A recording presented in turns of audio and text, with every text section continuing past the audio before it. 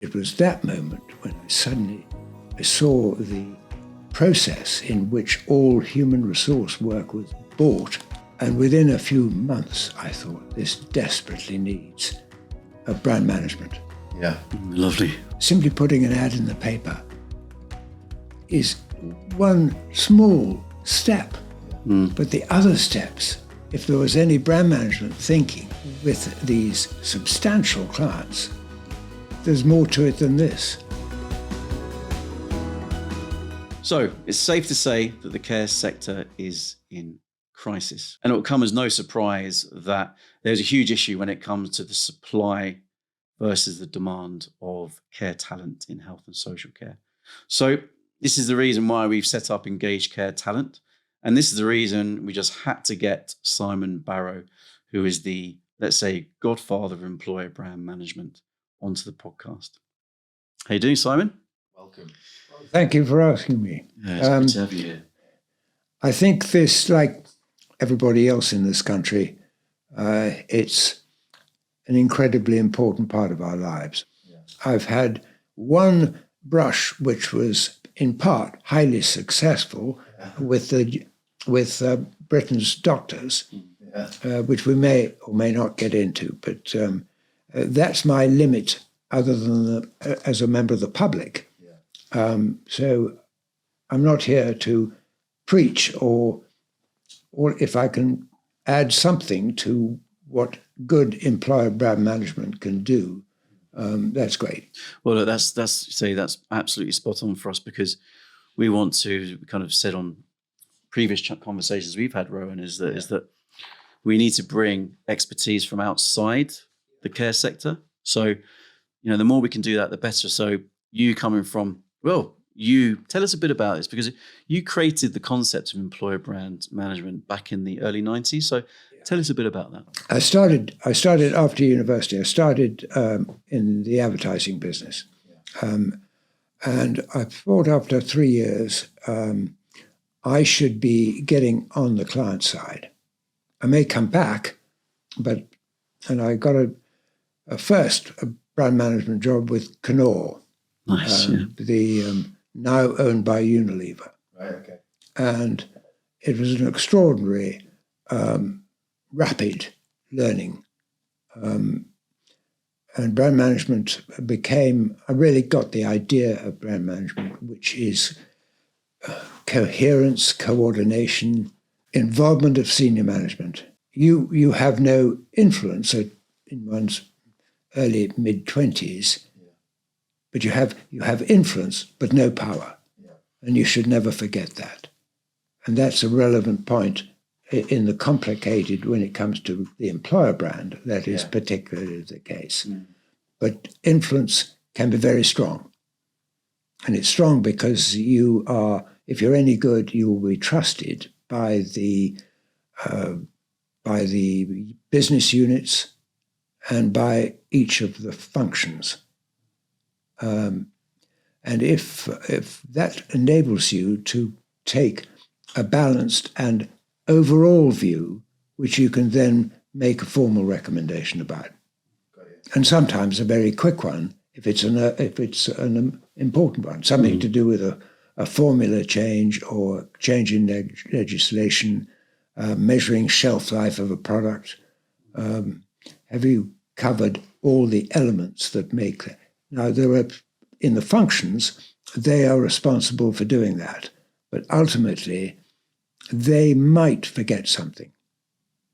It's up to you to be backup for them on all the things that might be an issue. Yeah, no, so one of the things I was going to ask you from personal experience is, because I'm fascinated by employer brand and I've been for years, but I went through a period of I was working on a project, I was leading on a project, but I didn't actually know what good looks like, not confidently. So even though I thought I was doing all the right things in the process, I was thinking, how am I going to get to a point where I know that what we've got is brilliant? And the honest answer is that I didn't know that. But I think what you've just said is really, it kind of answered the question, because I was just influencing it.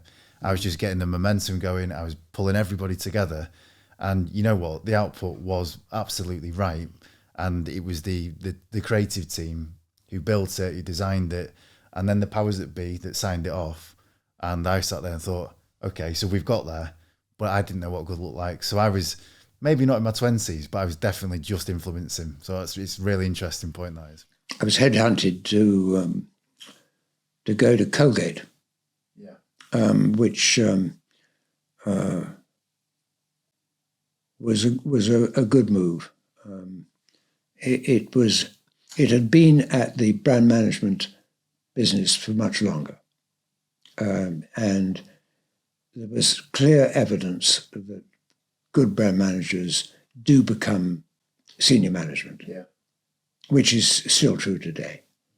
So it was a good springboard anyway, but it was also closer relationship with the senior management in the UK and in Colgate for Europe, and ultimately for the chairman in New York, who we presented to each year. And you get to know the most senior people. It's not obviously you're miles further down the pecking order, but emotionally you're up there with the bosses. You're part of it. Absolutely, And when Colgate celebrated their 50th anniversary in this country, there was a big party in Claridge's Hotel to celebrate this.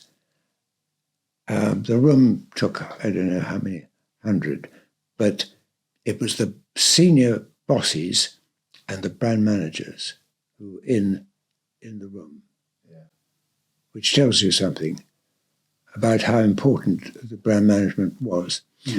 Although I was offered a general manager role, I thought, who knows, I might one day set up my own business, which I did, but maybe I shall become, like you two guys, entrepreneurs at some point. Therefore, I should keep on the pavements of London. Yeah, nice. Yeah, absolutely. I can resonate with that. So I went into the advertising business, and in that trade, I did two major jobs. For 10 years, I was chief executive of quite a successful advertising business with clients like Chanel, Barclays, etc., and Sharp Corporation. Then I was asked to run the human resource division of the same group. And within a few months, I thought, this desperately needs a brand management. Yeah. Lovely. Not here, but it needs it in the clients. Yeah. Because the HR people were doing what they were asked to do. We desperately need more people in XYZ division. Go to it. Simply putting an ad in the paper is one small step. But the other steps, if there was any brand management thinking with these substantial clients, there's more to it than this. You have to look. If this was run as a brand management challenge, it would have much more senior management involvement. It would have much more functional and a business unit involvement. And it would put the truth on the table. Had a small unit, a consulting unit, which I called People in Business. And it became well known as an employer brand management place. And we recruited some wonderful people, some of whom have gone on to great things. I heard a few months ago that one employee who we knew well is now a very senior employer brand person in Microsoft. Wow, nice. We can spend some time on this, if there is time, which is, if you can't celebrate your alumni, why should anyone join you? For you then, let's just kind of touch on those kind of the key elements of employer brand management, because from what we're saying, and conversations we had before this, is that employer branding as it is not really full employer brand management. So what are the things that turn employer branding into actually employer brand management? The heart of employer brand management is the actual experience. Yeah. But think of all the things when you were both of you last employed, all the things that were part of your judgment. How do you feel about your boss? How do you feel about the development and the direction of the company? When you mention the company's name, what do people feel? How do people feel? Oh, that must be great. Do you get that? What about your plan? Do they listen to you about your own career programs, your own development, what they can do to improve your employability and your extra responsibilities to do a more senior job? There are stacks of elements that make the employment experience. It isn't just stuff like the commute but do you trust them? And do they breed? Are they what the Americans call an academy company? To what extent, in some small way, are they breeding winners? Yeah, nice, yeah. The basis of brand management is that it covers everything that affects, historically and now, the customer.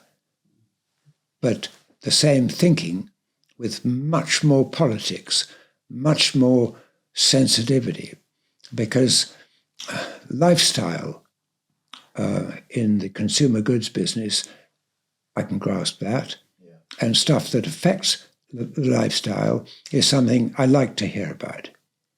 But at work, it's about life itself. It's your income, your standing, your reputation, your future, your family. It's you as a brand. McKinsey have come up with intangible capitalism.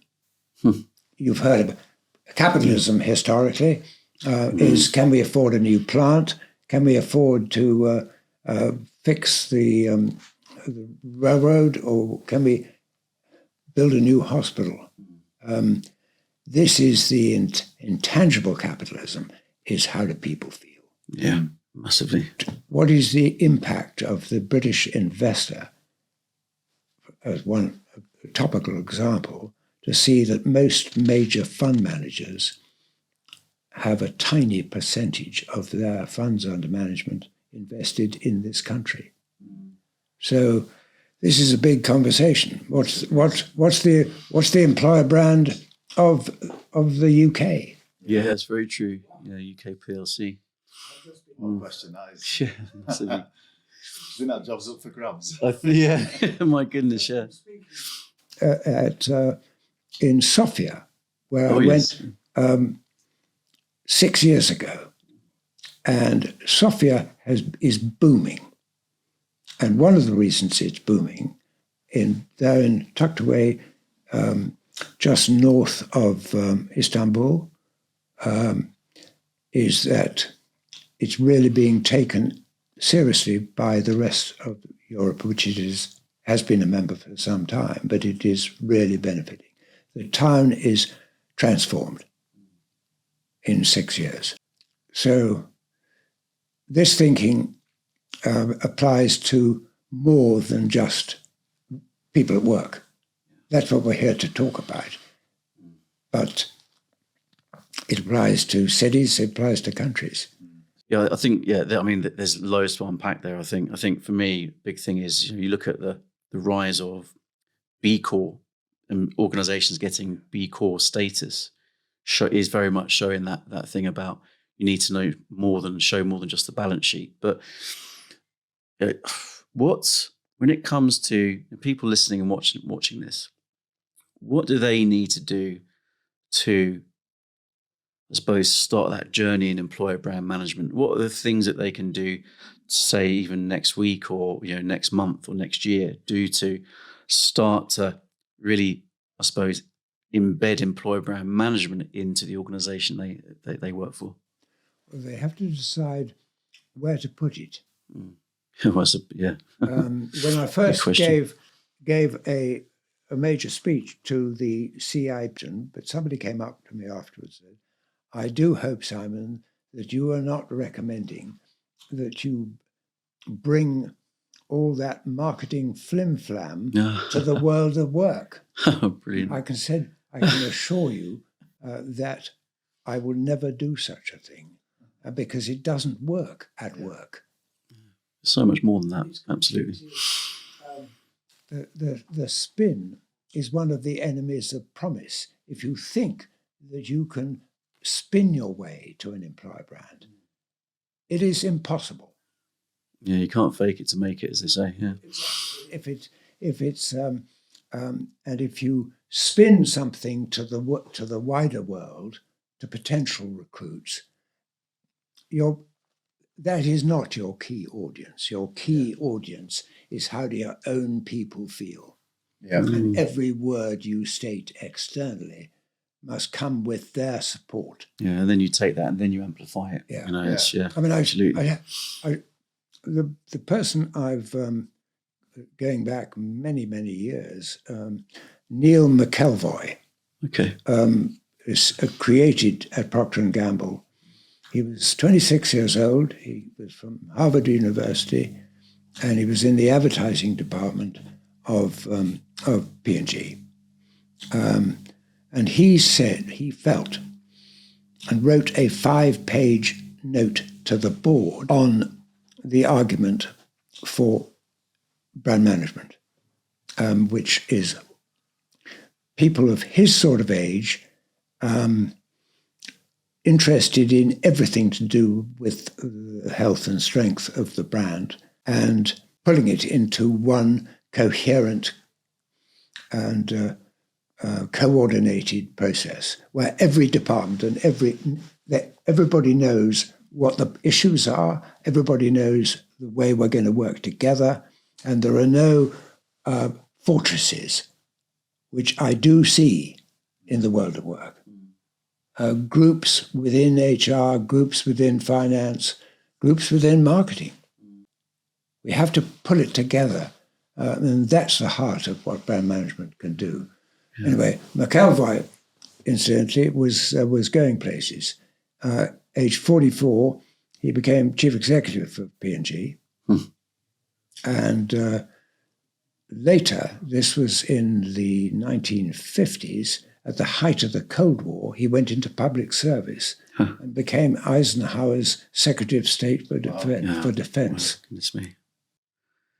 There's a lot to say for the skills you get from being in brand management. Yeah. Well, is that still the case? Well, I'm glad to say there are numerous examples of people who have.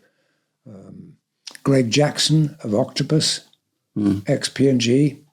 Natasha Adams of Tesco is now chief executive in HR. In Tesco is now chief executive of Tesco, Republic of Ireland. I've got an interesting story about P&G. Very quickly, bringing it right back down to the bottom level. So I was once pitching for a piece of work. They had a factory on an industrial estate in Manchester, and it was next to Kellogg's, which was next to the next one. Same setup, same jobs, basically. And they used to just pinch each other's staff by offering a little bit more money each time. So we were called in, and I was part of the research team, if you like. So we were speaking to people who were working on the machines. Yeah, and the difference is that when you went into work in this particular place, you came at the bottom rung. So you had to, if you were a supervisor over here and you came in here, you had to start from the bottom. You could climb up quickly, but your wage would be less. Right. So they weren't going to pay more than that one. So it's like, okay, we've got to find a point of difference. So anyway, long story short, I'm working with this guy who's working on this machine. It's making thousands of Pampers nappies, bang, bang, bang, churning them out. And I was looking at him, and his hands were clean. He was nicely dressed, but he was working as a technician on a machine. I thought, this is obvious. The kit that he's got, the slickness of the whole thing, that's got to be what it is. It wasn't. What it was, and this is not like, this was the sentiment, what it was that when he went into a shop, and there's P&G on nearly every product in that shop. His little 3-year-old daughter would go, my daddy made that, my dad made that. And he was so proud that that's why it was. And I was like, I get it. Because it wasn't about anything. It wasn't the pay, the benefits. He was just proud. Yeah. And it's like, there we go. That's got to be a big part of it. And it starts with the most senior management. They have to set the tone of involvement across the board. We're all in this. Now, we at the top are dependent, but we're ultimately responsible for the coherence and the coordination. No local pride, the sub-brands, the departments, the powerhouses.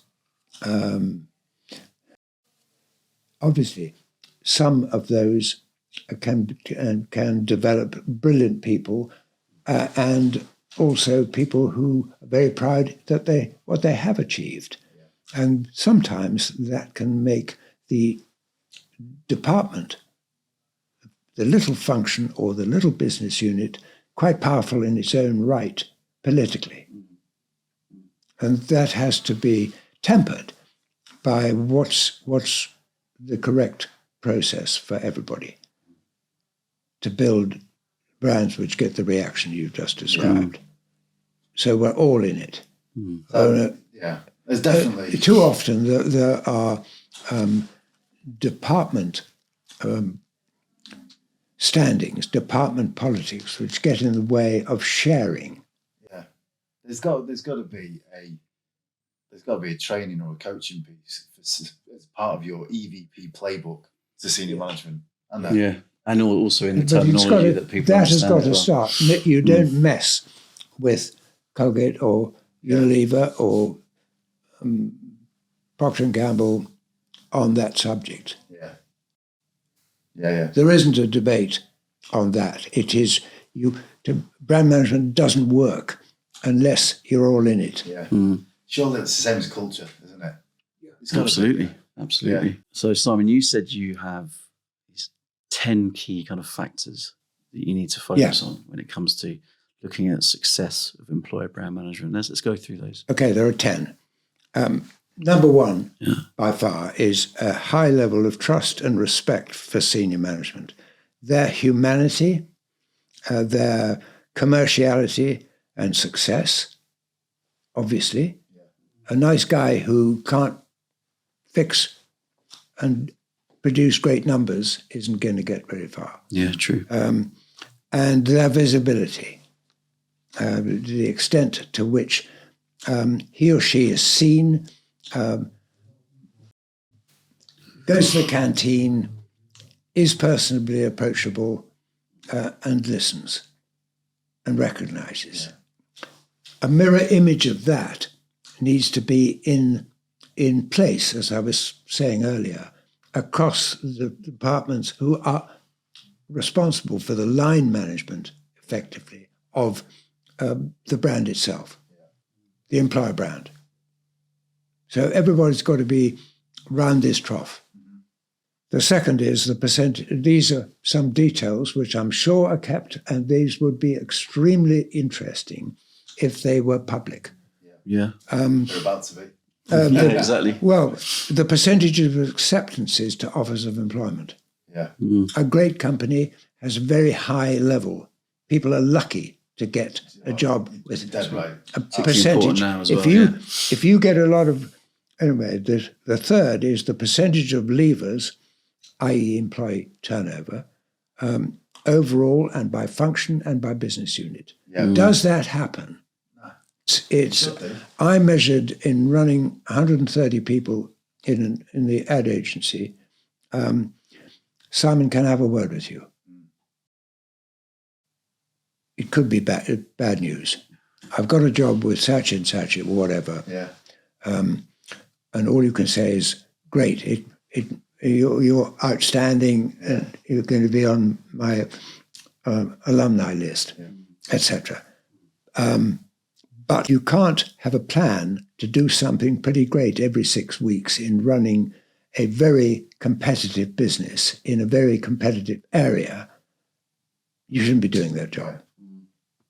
It's either winning work or winning talent or writing something that's the talk of the town. Yeah. You've got to make your mark, starting with your own people.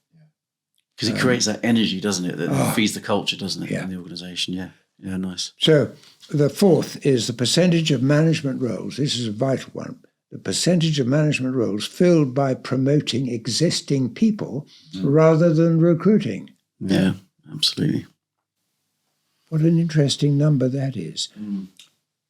Fifth is obvious, sickness absence records and measures of stress. Yeah. You're not onto that and actioning.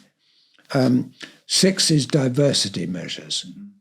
Full marks to KPMG a year or so ago, who are measuring the proportion of senior people in that well-established firm who had whose dads at the age when they were 14, what did their dads do? Oh, really? Nothing to do with education or school or university. It was to what extent did KPMG's most senior people come from that background as opposed to a more privileged one. Yeah. What did it tell us? It's really good. And I'm surprised there hasn't been more on that. The proportion, from memory, 23% of the senior management had that background. Yeah. Sounds not bad. Yeah. They want to get it up to 30%. They went public on this. Yeah. How are they doing? Full marks to them for doing something quite brave. Yeah. Because most people say, we will apply any talent. Yeah. Doesn't matter a damn what their background was, as long as they can do this work and have the intelligence and the flair that we need.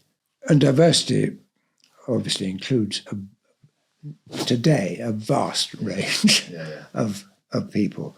The level of belief, this is important, the level of belief that the organization is in some large or small way making this world a better place. Nice, yeah. If you can't answer that, and you can't spin your way to that either. Absolutely. Green washing, saying we're looking good, and actually if you probe them, it was PR was trying to find something to say because they know this is politically hot. It's rife, isn't it? Yeah, absolutely. 8 is obvious, values and behaviors that are actually real, judged from the top down by something that senior management demonstrates, but it applies to everybody.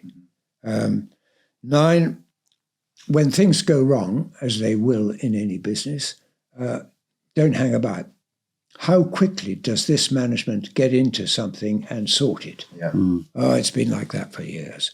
IT, whatever it is. Yeah. And finally, which I've covered already, a high level of alumni success. If you can't demonstrate that your organization is a good springboard, why should ambitious people join you? Yeah, lovely. Brilliant. It's a good list. Now, those... Yeah, nice. Now, are the numbers, do I know a single company where I know that all those are alive and well and being watched and judged? I don't. Yeah. But nonetheless, there's... But in the company, to what extent? In existing clients, this is, of course, extremely damaging if the numbers look bad. Yeah. That's exactly what I was going to say. I wonder if this has been done, but you wouldn't want to publish it if it went the other way.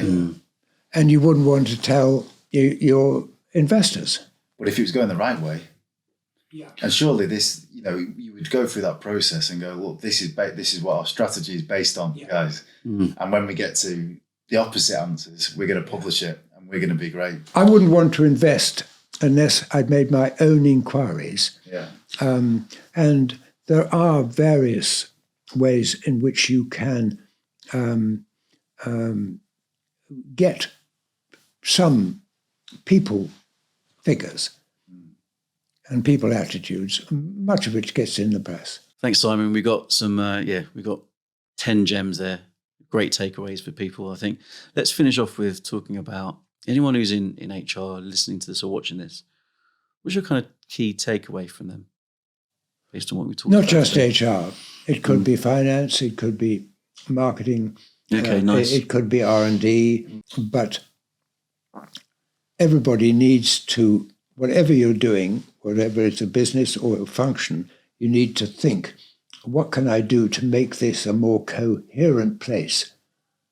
And if you are, and there's something wrong with senior management if the culture doesn't allow you to do that. Yeah. So there's a lot at stake here, and it's dangerous to ignore it.